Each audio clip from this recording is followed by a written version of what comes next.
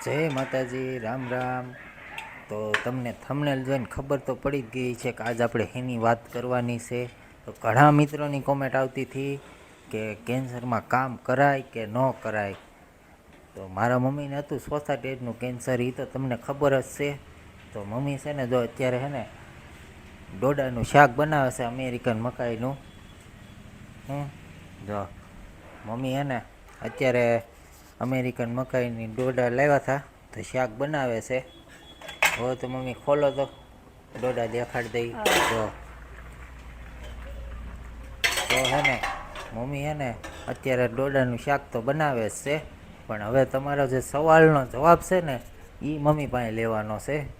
તો તમે બધા કમેન્ટ કરીને કહેતા હતા ને મને કે કેન્સર થઈ ગયું હોય તો કામ કરાય કે ન કરાય.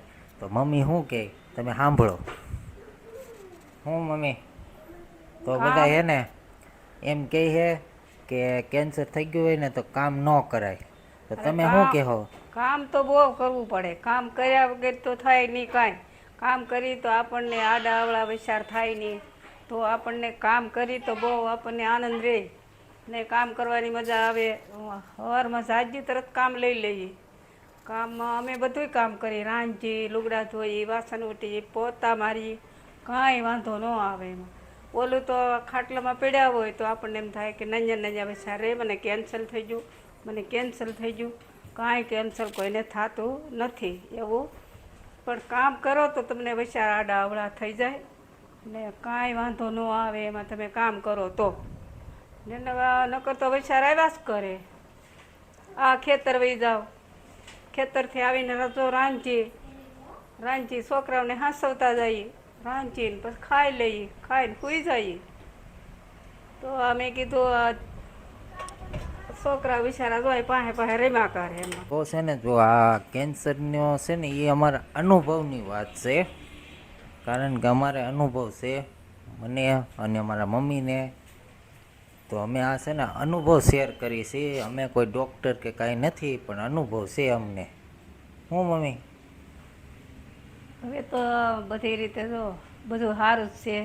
હું એમ કહું છું કે કાંઈ ચિંતા ન કરીએ, મોટો જીવ રાખીએ, હાલતા ચાલતા છોકરાને રમાડ્યા કરીએ, કામ કર્યા કરીએ, તો આપણને વિચાર એવા આવે નહીં મોળા. ને જેમ કામ કરો એમ સારું તમારા શરીરની અંદર રહે. તો આપણને બટકું રોટલો ખાવો એ ભાવે. કે હા બહુ કેન્સરમાં બહુ કામ કરાય કે ન કરાય. તો અમારે તો અત્યારે છે ને મારી મમ્મીને તો હવે સારું છે. ચોથા સ્ટેજનું કેન્સર હતું, અત્યારે તો રેડી છે, કાંઈ વાંધો નથી. પણ છે ને, જો વાડીએ બળનું કેવું કામ કર્યું હોય ને તો એને થોડીક તબિયત ખરાબ થાય, થાકોડો લાગે ને તો. બાકી કામ તો એ કરતા જ રે. કા હા, હમણાં તાવ આવ્યો તો શું કહો? તાવ આવ્યો હતો પણ જો દવા લઈ આવ્યા, તરત સારું થઈ ગયું. પાછું બપોર પછી તો વહી ગઈ પાછી વાડીએ. મને તો વાડીએ જ ગમે. ઘેર આવી પછી મને કામ વગર ન ગોઠે. કામ કરીએ તો આપણને સારું રહે. તો સાંભળ્યું ને મિત્રો. હવે તો તમારો કોઈ પ્રશ્ન બીજો હોય તો મને કોમેન્ટ કરજો. તો એમાં છે ને મમ્મીનું એમ કેવું છે કામ તો કરવું જ પડે, કામ કર્યા વગર ન હાલે. કારણ કે હું કામ કરીને આપણને તો વિચાર થોડા આવે બીજા. એને વિચાર ન આવે. તો હવે બધા મિત્રોએ સાંભળી લીધું ને હું કીધું મમ્મીએ. કારણ કે હું આ કોમેન્ટ બહુ ઝાઝી હતી મારી પાસે. ને હમણાં આ બે દી પહેલાં આપણે એક વ્લોગ મૂક્યો હતો કે મમ્મીને તાવ આવી ગયો. તો એ છે ને વાડીએ થોડુંક વધારે આમ કામ થઈ જાય ને તો થોડીક આમ મજા બગડી જાય, બહુ નહીં. અમે ના જ પાડી કામ નહીં કરવાનું, એને મજા ન આવે કામ કર્યા વગર. શું કેવું? મને કામ કર્યા વગર ખાવું ન ભાવે. કામ તો મારે કરવું જ જોઈએ. બસ લે બસ બસ બેટા બસ. તો સાંભળ્યું ને, કામ તો કરવું જ પડે. તો હવે કાંઈ બીજો તમારો સવાલ હોય તો મને કમેન્ટ કરજો. મારા મમ્મી જવાબ દેહો તમે જવાબ મમ્મી? એમ ના એમ કહો કાંઈ બીજું તમારે કાંઈ હોય તો કોમેન્ટ કરજો. તો જવાબ દેવું અમે એમ કહેવા નતું તે મમ્મી કે હું અરે હું તો આ મને કઈ સમજાવવા નતો દેતો. એને ઉતારજો ઘડીક હેઠો ઉપુડિયાને ખોળામાં સડાવીને રાખ્યો. આ એ થોડું આ રેવાઈ દઈશ.